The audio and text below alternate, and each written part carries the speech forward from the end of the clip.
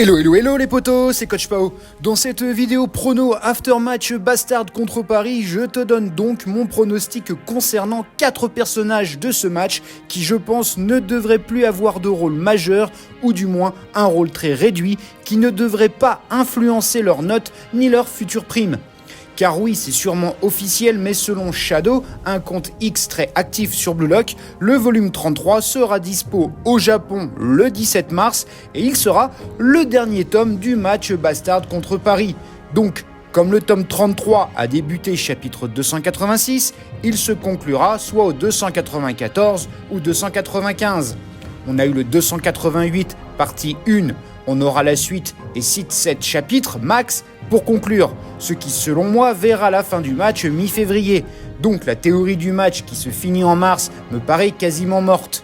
Bref, les 4 joueurs que j'ai évalués selon mes critères qui sont factuels et pas parce que j'ai un parti pris ou que je suis fan d'un perso sont Gagamaru, Raishi côté Bastard et Tokimitsu Nanase côté Paris. T'as capté, je vais parler des persos qui sont en queue de classement pour la sélection des 23 japonais. Après Kurona, dont j'avoue j'ai peut-être abusé niveau note, avec 24 millions, mais je vais garder cet avis. C'est pas grave, c'est un jeu, et Igarashi avec 10 millions de primes, voyons ensemble ce que j'imagine. D'abord Gagamaru, gardien Blue Lock, sans concurrence, son unique adversaire à ce poste est Fukaku, gardien des U20 et du Ubers, avec chapitre 246, une prime de 28 millions. Pour beaucoup, cette prime de 28 millions est la somme à atteindre pour être sûr de se qualifier. Personnellement, je pense que Fukaku sera dans les 23. Les auteurs voudront avoir un gardien remplaçant pour rendre la sélection un minimum crédible. Gagamaru, après le Ubers, a obtenu la somme de 32 millions, un bond de 4 millions après son match contre le Manshine. Contre Paris, voyons ce qu'il a fait. Il a pris un but de la tête imparable de Shido, chapitre 252, puis un autre but de Rin où il n'a pas bougé de sa ligne, chapitre 275. Et enfin, son arrêt décisif, le Beer Claw Deflection, qui est son moment de gloire pour ce match. Résultat, je pense que son sort est scellé dorénavant. J'ai personnellement trouvé Gagamaru moins décisif ou impliqué dans ce match que contre le Ubers, mis en retrait par les auteurs. Il a néanmoins récemment, chapitre 288, fait un dégagement réussi pour Yukimiya. Ses stats après le match contre Manshine sont celles-ci, à prendre en compte 3 stats, la vitesse, la défense et les passes, vu que le reste ne le concerne pas. Ainsi, mon prono pour ces stats reste inchangé par rapport au match contre le Ubers. 89 en vitesse, 97 en défense, 90 en passe. La seule chose qui change pour lui, sa note globale due à l'expérience glanée lors des 2 dernières rencontres. Après le Manshine, Gagamaru c'était 87A. Après Paris, je lui donne une note de 89A. Sa prime, quant à elle, sera de 38 millions de yens, un plus 6 par rapport à celle du chapitre 246. Pour Raishi, qui s'est révélé dans la NL comme un solide milieu défensif et qui pourrait être la grosse cote dans une place de titulaire dans le 11 des U20 japonais.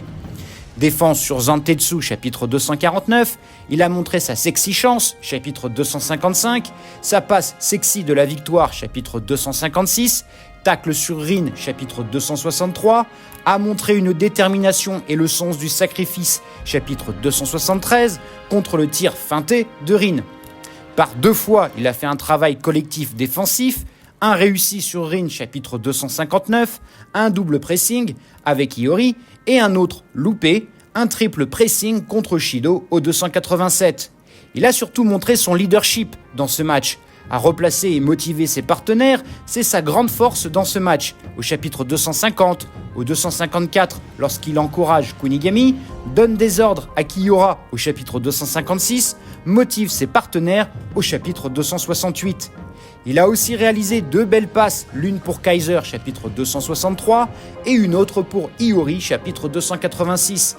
Par contre, il n'a rien pu faire contre le but de Rin où le ballon passe au-dessus de lui, chapitre 275. Et surtout, il s'est fait manger par un certain Charles Chevalier au chapitre 250, 272 et 280.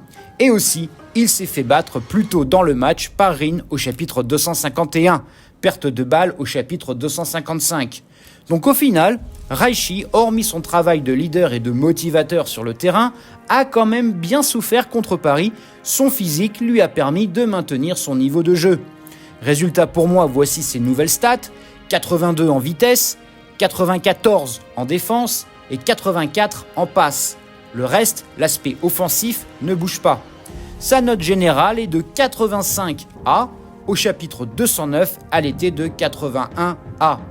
Côté prime, je donne 28 millions de yens, soit un plus 10 millions par rapport au match contre le Ubers. Ça prend en compte son leadership, ses passes réussies, sa débauche d'énergie, mais aussi tous les loupés de sa part qui ne lui permettent pas de passer la barre des 30 millions. Il sera donc entre la 18e et 23e place du classement final, je pense. Mais pour moi, Raichi, niveau prime, sera devant Corona par exemple, ce qui est déjà un mini tournant dans le classement des 23. Puis côté Paris, on a le cas de Tokimitsu, qui pour moi, comme une grande majorité d'abonnés et de fans Blue Lock, seront d'accord, c'est le flop du match.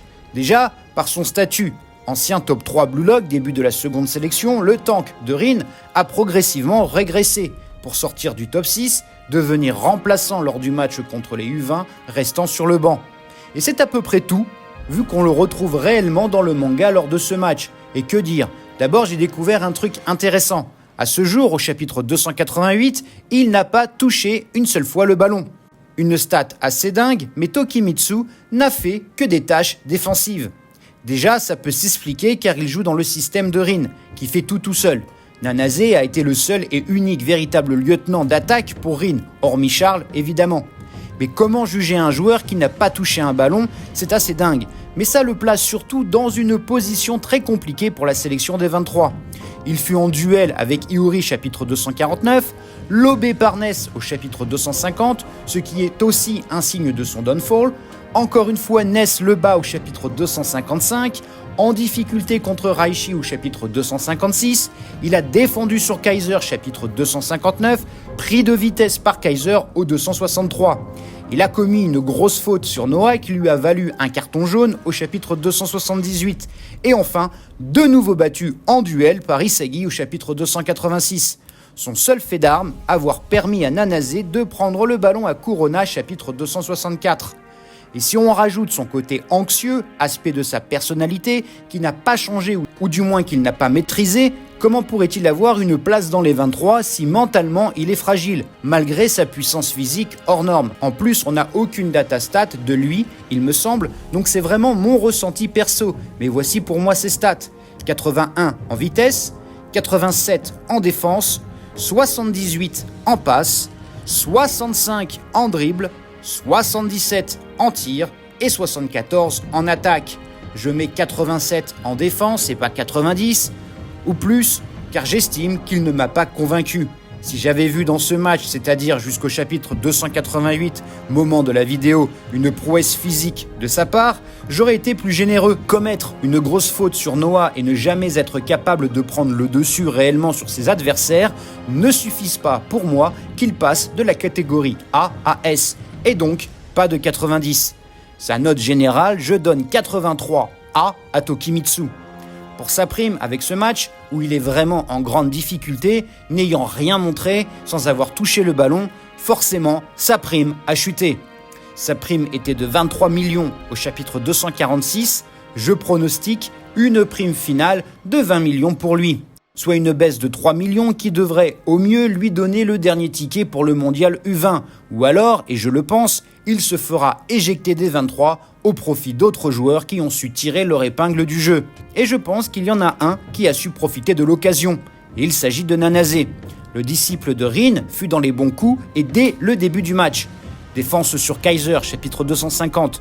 Découverte de son ambidextrie, chapitre 251. Passe pour Rin dans le même chapitre. A pris le ballon à Corona via l'aide de Tokimitsu, chapitre 264. Il a été capable de jouer avec son leader Rin, chapitre 270, tout en lui donnant une passe longue, chapitre 273. Sa seule erreur manifeste, voir sa passe interceptée par Kaiser, chapitre 268. Nanase avait donc dans ce match une grosse pression, mais il a su tirer profit de sa polyvalence et de son rôle de lieutenant pour Rin Itoshi. Ainsi, ses stats sont très homogènes, 81 en vitesse, 83 en défense, 85 en passe, 73 en dribble, 78 en tir et 80 en attaque.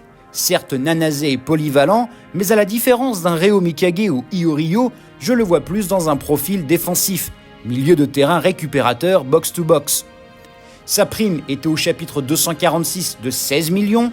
Avec mon barème et ce que j'ai vu de lui sur ce match, je lui donne 26 millions de yens, soit 10 millions de plus, car qui, à part lui, arrive à jouer dans l'ombre de Rin sans jamais se plaindre ni clasher pour des querelles d'ego. Il est le complément parfait dans une config où Rin fait tout et contrôle tout. Bien pour ça que sa prime pourrait monter en flèche. Donc après avoir montré Kurona, Igarashi et mes pronos de ces 4 persos, on se retrouve avec Igarashi autour de la 27e place du classement, sachant que Niyu ou Iragi pourraient le dépasser, voire d'autres, vu que le match Barça-Manshine s'est joué. On aurait donc Tokimitsu dernier à la 23e place avec 20 millions de yens, perdant 3 places. Kurona 22e avec 24 millions, perdant 6 places. Énorme chute, mais quand on est remplaçant puis de nouveau remplacé, c'est pas scandaleux, désolé pour les pro Kurona. Nanase avec 26 millions fait un bond au classement, passant 24e à 21e, gagnant 3 places. Fukaku 20e, égalité avec Raishi, 28 millions de yens, le gardien du Ubers perd 2 places, tandis que Raishi gagne 2 places. Et Gagamaru, quant à lui, avec 38 millions de yens, devrait se placer entre la 13e et 18e place de ce classement. En tout cas, pas la peine de crier au scandale, ce classement est provisoire, les places comme les primes peuvent changer et ce n'est que mon ressenti subjectif. Je ne sais pas comment les auteurs vont juger, ni départager leur perso, mais comme toujours, j'essaye d'être logique. La suite des pronos de ce match devrait concerner Kyorajin, Iori, Zantetsu, Karasu et Yukimiya. Et lorsque le match arrivera à sa fin, tu auras le groupe Kunigami, Shido, Isagi et Rin. En espérant oublier personne. Je me concentre que sur les Blue Lock, pas Kaiser, ni Ness, ni Loki, ni Charles ou Noah. D'ici là, une chose est sûre et certaine, Blue Lock et sans pitié, seul le plus fort survivra.